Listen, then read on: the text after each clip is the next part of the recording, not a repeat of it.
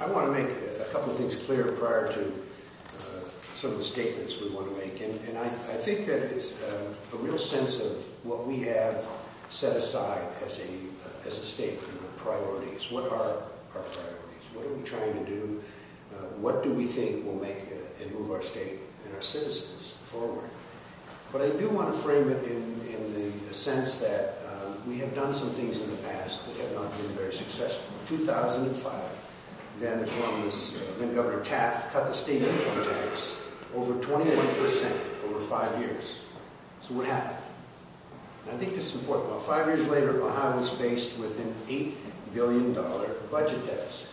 So that was $8 billion in a deficit. And I think that as reporters, we have to make sure where the deficit came from. So if you give back to the people a 21% tax cut over all those years, and then you look and throw up your arms and say, my God, we're $8 billion in a deficit. Who caused the deficit? And so many of the editorial boards around the state are saying, gee, it was great that the governor decided to reduce that. Well, when you have one governor that increases it and another Republican governor that decreases it, they're playing games with the citizens of the state of Ohio. Governor Taft's House Bill 66 made dramatic changes to the state tax code on the premise that they would improve economic conditions for all of ordinary Ohioans. These changes removed over $2 billion a year from the state budget at a time when the state must and did cut basic services to solve massive budget deficits. This is from Policy Matters in 2009. And now Casey is planning to do the same thing.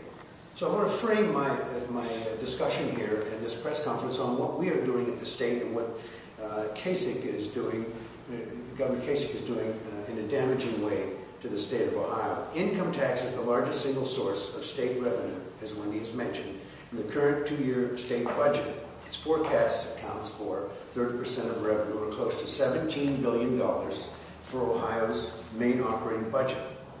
Drastically reducing an important source of state revenue at a time when Ohio's economic recovery is still ongoing and uncertain is fiscally irresponsible.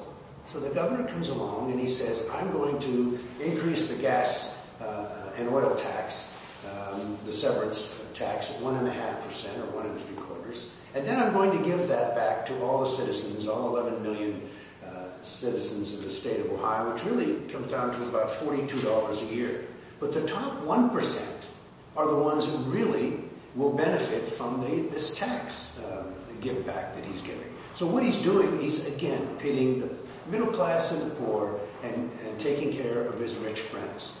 And that's significant in this state. That's the damage that the Republicans continuously do with this game that they're playing with the citizens. And quite frankly, it's hurting all of us. Today I had the privilege of going to the Township Association.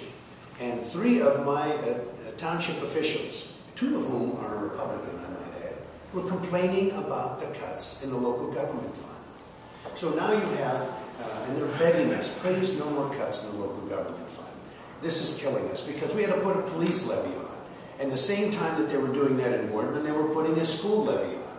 And so they have hundreds of school levies throughout the state of Ohio that have been put on to basically salvage what the governor has done to our economy. So now he's saying, gee, I've got $1 billion. I don't want to imitate him too much, but he's got $1 billion in the rainy day fund, and he's saying, isn't that great? Well, he did it on the backs of local governments, and he did it on the backs of our schools. And you can't brag about cutting taxes when you're doing it at the local government level and then making them raise taxes. That's dishonest, and that is something that the governor has to answer and should answer for.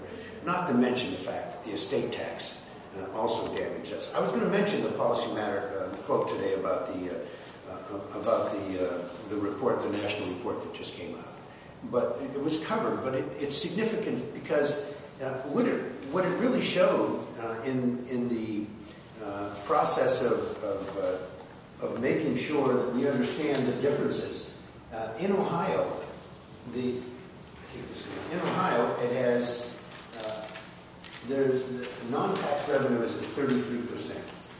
And if you look down at all states, ours is the change in the non-tax share is 4.2%. Ours at the state and the U.S. is at 2.2%. So what you're really seeing here is the governor's playing games with numbers again, and that we are actually taxed at a higher rate. We being the middle class and the poor, and that's the significant portion of what we should be fighting for in this legislature, instead of giving the governor a free ride.